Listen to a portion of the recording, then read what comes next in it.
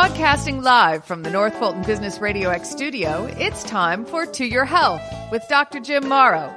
To Your Health is brought to you by Morrow Family Medicine, an award-winning primary care practice, which brings the care back to healthcare.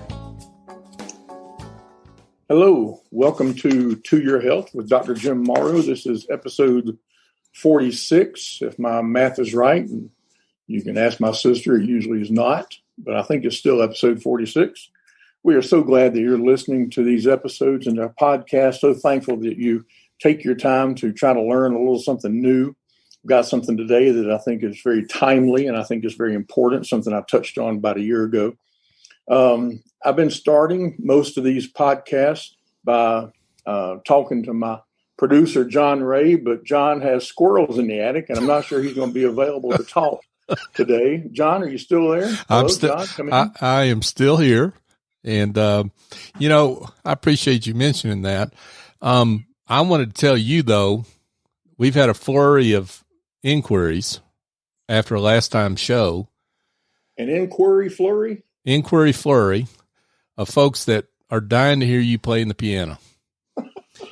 So you're a lying producer. Okay, what else you got?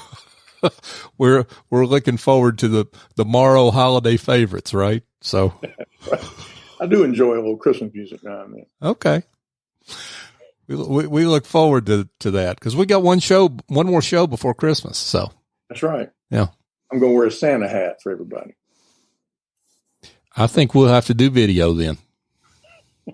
So I am here in my office studio. I'm at Morrow Family Medicine in Cumming, Georgia.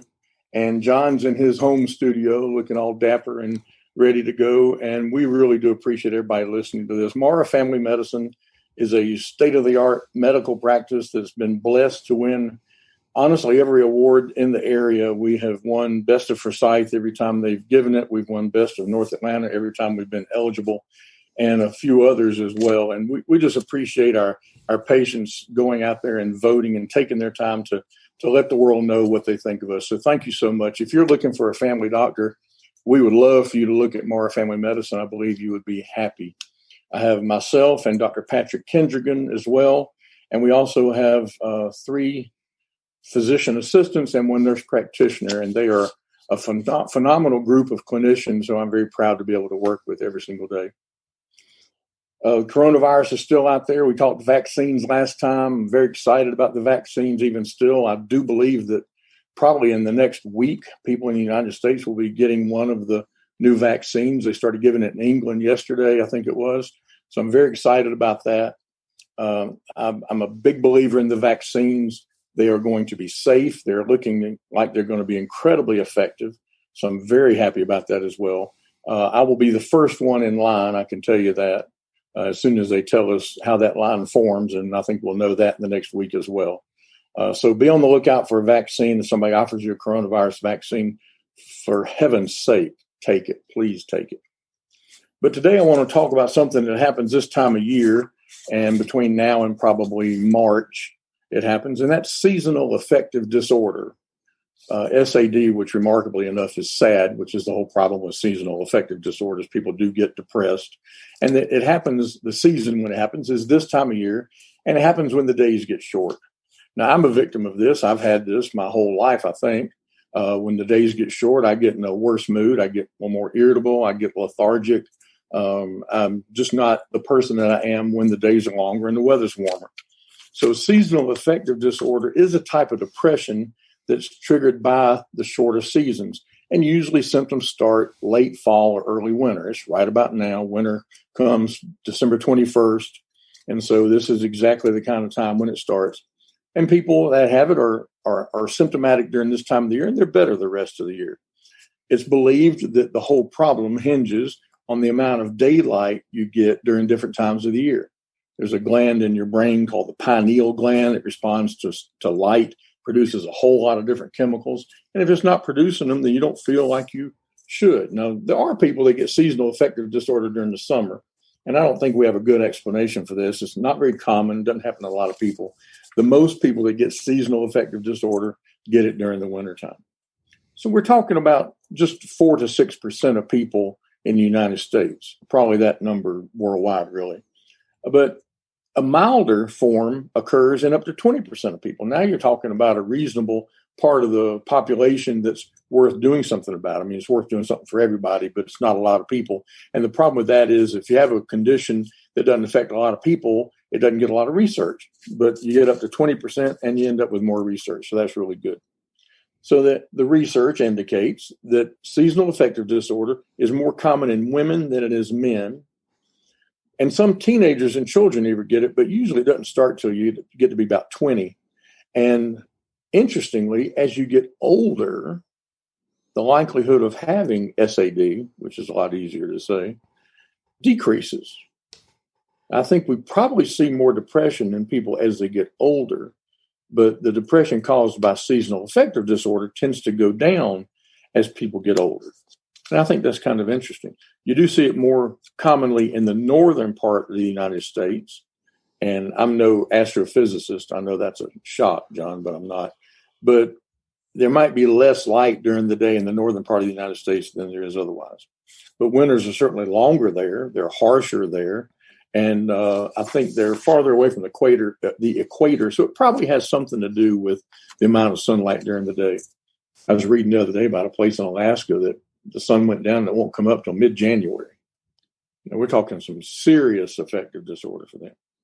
So what kind of symptoms do you get? I mentioned what happens to me sometimes, but you can get a change in appetite. Now, change in appetite can be a decrease or an increase. And if you look at all the people who are depressed, you see a decent percentage who have a decrease in appetite and they'll lose weight. Lord, that ain't me. I can tell you that right now. I get anything like that, I'm going to eat till I feel better, and never seems to help, but I keep trying. And so people gain weight a lot of times, and they're fatigued, and you get fatigued for a lot of reasons. One is decreasing these hormones and chemicals in your brain. Another is just the mood, and another is the weight gain. So there's a lot of things to make that happen. People tend to sleep more than normal. They have trouble concentrating. One of the cardinal signs of this is irritability, especially in men. Men are a lot more likely to get mad than sad when they have any kind of depression, even seasonal affective disorder depression. And women a lot more times are more anxious, more likely to be anxious than men are. But you do get irritability and anxiety. You get feeling of rejection a lot of times now. Since March, I guess it was, of 2020, we've all had a feeling of rejection, I think, because of the isolation that we've gone through and the distancing and so forth and so on. I mean, there's no social situation that's the same as it was a year ago at all. And so a lot of people are having that anyway, but it can be even worse this time of year.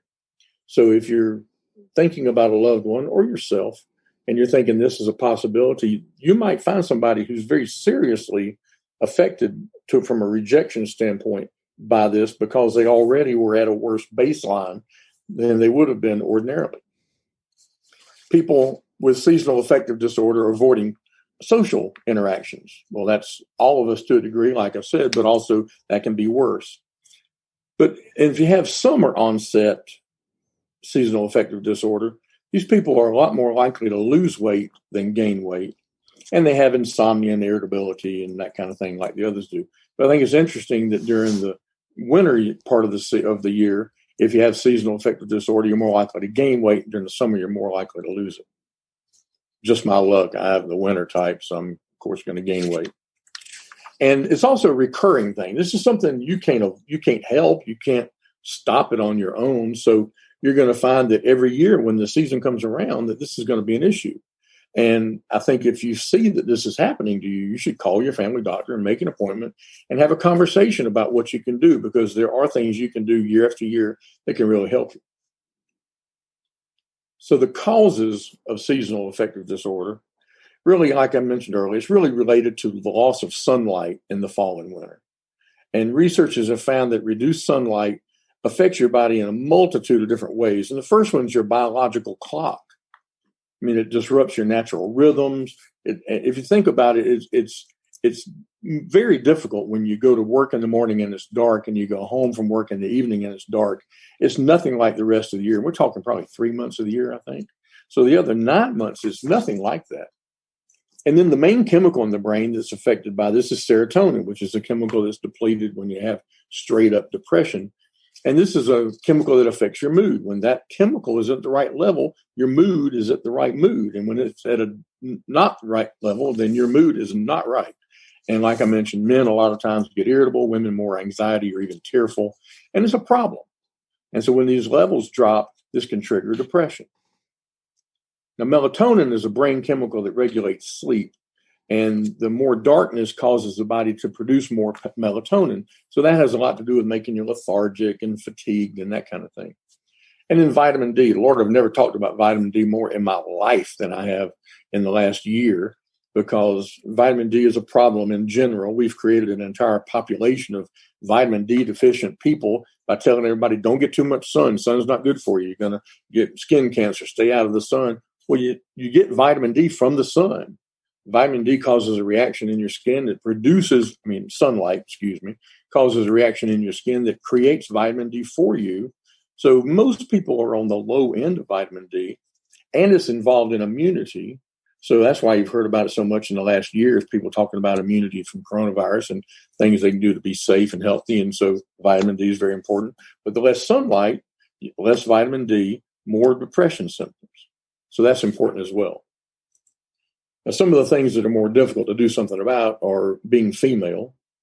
4 times as many women as men are diagnosed with seasonal affective disorder. Living far from the equator, you can actually change that, but it's not really easy. Family history, you can't change. And if you have a family history of people that have seasonal affective disorder, the likelihood's fair that you might suffer from that as well. And if you already suffer from some form of depression, then you're more likely to have this to make your depression worse. And you might not understand it for a while, and you might not grasp it until it happens several times. But at some point, you're probably going to think, I'm really worse during the winter, and there's things you can do about that.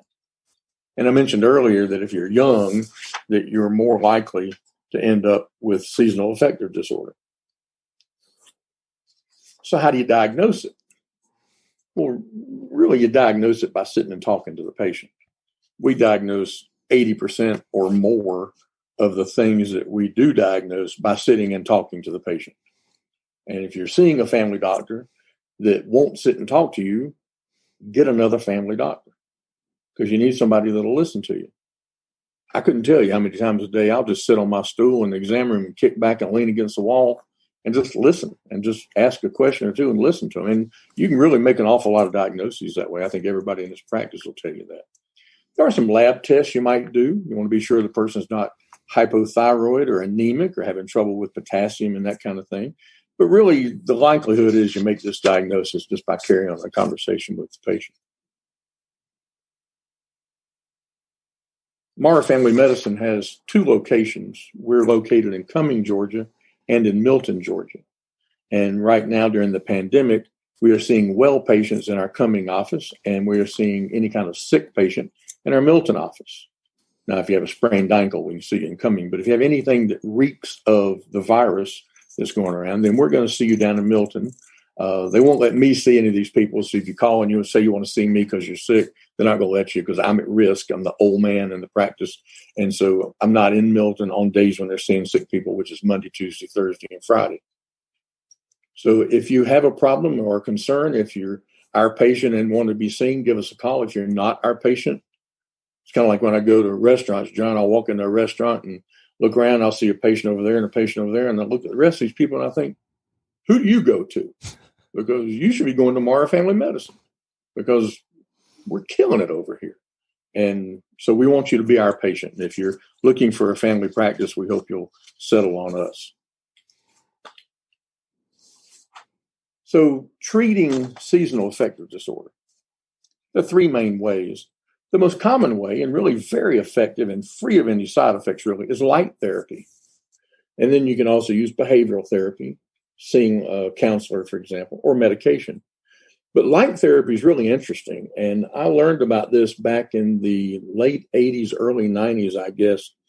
And a patient of mine brought a light to the office that they were actually using to treat this, because they had figured out that they were worse during this time of year. They didn't know what to call it or anything, but they were worse this time of year, and they figured out it was because of the lack of light. And they kind of on their own put together a light to use, and they were using it, and it was working for them. But Typically, the light therapy is designed to make up for that lack of sunlight during the day, and it's been used since the 1980s.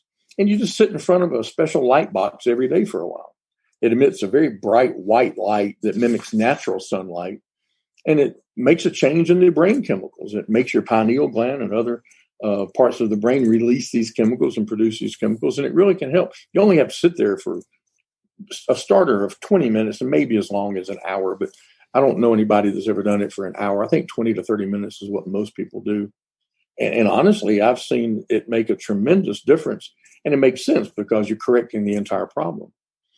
Now, you don't have to sit in front of a box. There is a visor. I'm sure you can find this on Amazon because you can find everything on Amazon. There's a visor you can wear that emits light that's kind of shined into the eyes, so you don't have to be sitting in front of the light box. You can move around even. And another thing is called a dawn simulator. This one turns on early in the morning in your bedroom, and it mimics the rise of the sun, and you get the natural changes in brightness and that kind of thing. My suspicion is something like that's a lot more expensive than the usual $60 or $70 probably you'd pay for a light. But if the light therapy helps, then you keep doing it till the sunlight returns. And this is usually early spring. If you stop too soon, you guessed it, your symptoms are going to come back. So don't. And I really think that's a great thing because, like I said, there really aren't any side effects from that at all. Some people have reported eye strain and headache. Well, you're in front of the light. You're not supposed to be staring into the light. Okay, so if you're doing that, you're going to have some eye strain and headache. Other than that, I think you're going to be fine. If you do the light therapy at the end of the day, though, I think you'll find that you might have trouble sleeping because it does stimulate some chemicals in the brain that stimulate you. And if you do that late in the day, that just doesn't sound like a great idea to me. I've had a patient or two tell me they went to a tanning bed for this. Don't go to a tanning bed for this. Don't go to a tanning bed for anything. I mean, for the love of Pete, don't go to a tanning bed. And surely don't go to a tanning bed to try to make seasonal affective disorder better. It won't work. And the biggest reason it won't work, other than the fact that the wavelength of light is wrong, is they put the little covers over your eyes so you can't see. So do not go to tanning beds. And I probably ought to do a podcast on tanning beds. I could talk for an hour on that. Behavioral therapy. I mentioned that, seeing a psychologist just to help you understand what you're feeling, how you're feeling, and that kind of thing. And that can help. But honestly, that's not going to help as well as light therapy. And if you can't do the light therapy or don't want to, you can take medications. I mentioned serotonin. There's a whole class of drugs called selective serotonin reuptake inhibitors, the SSRIs that most people have heard of. And these are very good at raising that serotonin level. They're not as low on side effects as the light therapy, though. So that can be a little bit of a problem for you. And you can make changes in your lifestyle that can help your symptoms. That can really help if you change how you do things, when you do things, and that kind of stuff. Then a lot of times you can do better because you're made those changes. But lifestyle changes, those are the hardest changes in the world. They are the hardest things you'll ever try to do. But other things you can do is spend more time outside. You know, if there is sun out there, get out there and enjoy it. Be out there in the sunshine, and that can help. And being physically active helps every form of depression that there is, I think. So that's a good idea, and that can really help you. Now, at the end of the day, if you have seasonal affective disorder, you have seasonal affective disorder, and you want to know how to live with it. And there are a lot of things you can do, and the medication can help. The light therapy can help so you don't have all these symptoms. But the number one thing about living with seasonal affective disorder, and probably any disorder, is follow your treatment plan. Whatever your plan is to get better, you have to follow that plan. You can't do it for 3 days and then stop. You can't do any of these things for 3 days and then stop. You have to continue to do this. This is a condition that you have to control for the period of time you have the condition. It's just like blood pressure. You can't take blood pressure medicine for a month and think, oh, good, my blood pressure's fine. I don't have to take this anymore. It's going to go up. So if you have seasonal affective disorder and you quit your treatment plan, the problem's going to come right back. Exercise, I mentioned being active helps just about every form of depression. And I think that's something that every single one of us would benefit from is more exercise. And be careful that you're not turning to alcohol or drugs. That's an easy thing to do. And alcohol certainly is incredibly available. Drugs, incredibly too available. But these things all make depression worse. These are downers for the most part. All drugs are not, but the ones that you would end up taking probably would be. And you have to be careful because, yes, they will make you feel better for the hour or 6 around the time that you took it or drank it. But long-term use will absolutely make you have more depression. There's no question about that. And if you're taking medication and you're drinking alcohol, you have to be super careful because you can really have a problem. You can have a deadly reaction if you're not careful, depending on the medicines that you're taking. The next one in my list of these things is manage stress. And I always enjoy telling people that. That's like telling a woman to relax. That always works. But if you tell somebody to manage their stress, that's easy to say and incredibly difficult to do. I mean, if most of my patients who have trouble with this could manage their stress, they already would have. But it's important to keep it in mind, and especially if you're seeing a counselor, they can absolutely help you identify some ways and learn some ways that you can handle the stresses in your life better. So if you do that kind of thing and talk to a counselor or talk to your loved one and you're trying to manage your stress, that's also something you have to do on an ongoing basis. Because most of your stresses, I'd be willing to bet, are not short-term, they're long-term stresses. It's a lot harder to be depressed when you're being social. So when you have an opportunity, I'll double back to what I said at the beginning, get that vaccine, and then you can be more social. Because once we have this vaccine, we're all going to be able to be more like what we were and get back to something more enjoyable, something more like civilization. Trying not to say normal, because I don't know what normal is going to be anymore. But try not to isolate if you have seasonal affective disorder. It will not help you. And if you know you have it, start treatment early. I've got a double handful of patients that have this, and they take medication for this time of year, and only this time of year. And I tell them all, don't wait till you're having trouble. Let's get started on this the 1st of November and take it till the 1st of March. And then you're going to be a lot better off because you're less likely to have bad symptoms because you never get that drop in serotonin, and then you feel good the entire winter. One of the bad things about wintertime and one of the blessed things about wintertime is Christmas. It's a blessed holiday, but it's also a very sad time for a lot of people. And I think if you throw seasonal affective disorder in with the issues that a lot of people have with Christmas for a multitude of reasons, you're looking at people that can be really significantly depressed. So whether it's you or it's a loved one, please keep in mind that there are things you can do for this. See your family doctor. If you don't have one that you should like and trust, Morrow Family Medicine is right here, and we'd love to take care of you. John, that's what I got on seasonal affective disorder. So, got a question on that. So, how do I maybe, I think I may have it. Okay, that's one issue. But what if I see it in my spouse or see it in my significant other, or think I see it in someone else? What am I looking for? I think you're looking, number one, for irritability. Somebody that is, that is reacting in a way that's disparate from the way they would ordinarily react. I tell patients all the time, if you're spending much time thinking to yourself, man, why did I react like that? Then this or regular old depression is very likely a problem for you. So I think being irritable, isolating, somebody that ordinarily will go out with you and do something or meet you on the weekend to do something that, during that time of the year is going, well, I don't want to. No, I'm not going to. No, I can't do that. Got a million reasons. Then I think that's important as well. So a change in personality really, I think, is the best way to describe that. You're looking for that. Well, what you're describing, though, is what it seems to me a lot of people have gone through in the pandemic, right? I mean, that it's absolutely. Yeah. So that the symptoms are very similar. They are. And if you look at symptoms of depression, the seasonal affective disorder has the symptoms of depression. And people who are isolated and who have to change their normal activity and their normal routine, those people get depressed. So that's people in the pandemic.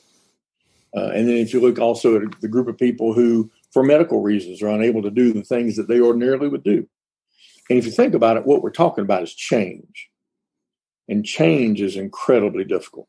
It has a huge impact on people and on their minds, on their mental health. And it's very difficult, even though with this particular instance of seasonal affective disorder, you know it's coming every year. But still, when it comes, it catches you off guard and it still makes you feel this way. So I think it's important for people to be honest with themselves about how they feel. Hopefully they have loved ones and coworkers and people who will be interested enough in them to ask them what's going on, because I think that's important. Because a lot of times people won't want to address it if it's just them. If they haven't had a person that would bring it up and make them bring it to the forefront and do something about it, a lot of times they just won't. Now, something tells me that this is the kind of issue that a lot of people want to go see Dr. Google about, as opposed to come see their family physician. So why don't you talk to those folks that think they can just Google an answer on this one? Well, it's not a lot different from Googling an answer on just about anything. The worst things in the world are the first things that pop up, and that's just the way the algorithm is written. That's just the way it is. But really, it's very difficult to find the answer for this online. It just is. And I think it's true for a multitude of reasons. But psychological things really require, in my opinion, human-to-human interaction to pull out the details about how somebody feels and why they're feeling that way and when they're feeling that way. And so I think it's just best for you to bring your symptoms to the physician, have a conversation with them about how you're feeling, make a diagnosis and a treatment plan. And that way you don't come in and when I say, hey, what's going on? You don't say, oh, I've got poikiloderma congenitalia of Rothman. Oh, really? Oh, the appointment said you were tired and irritable. Oh, yeah, I looked it up online. It's poikiloderma congenitalia of Rothman. And I'm going, no, I don't think that's what it is. But I see that all the time. They come in to give you a diagnosis instead of their symptoms. And you already know that they've been to Google. Mm. Now, we just got a phone call from the head of the Association of Tanning Salon Owners that your invitation to the convention has been canceled. So, but invite them to come on the podcast, please. I would love that. That would be awesome. So, sounds like we've got another episode in our future on why you shouldn't go to the tanning salon. It could be very, very short, however. Oh. But I do think that's an important point. And if you don't take anything away from seasonal affective disorder other than don't go to a tanning bed, then that's great, because you can die from going to a tanning bed, and you're incredibly unlikely to die from having seasonal affective disorder. So I appreciate you bringing that back. And I appreciate them calling. I'm glad they're listening. That's wonderful. So okay. As usual, I have no idea what we're doing on the 23rd. But I can tell you it'll be from my home studio, not from this studio. Mm-hmm. But I appreciate everybody listening. John, I appreciate your help.